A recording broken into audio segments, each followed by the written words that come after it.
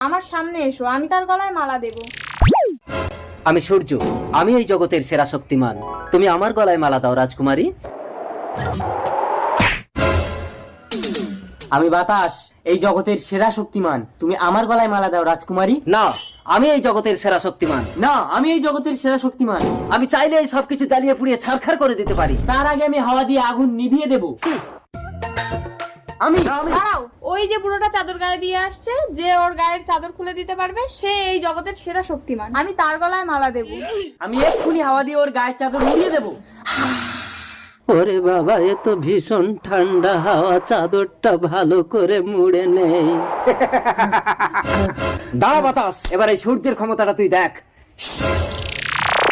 বাবা, এত গরম সহ্য করতে পারছি না, চাদরটা খুলে ফেলি। তুমিই জগতের সেরা শক্তিমান সূর্য। প্রণাম সূর্যদেব।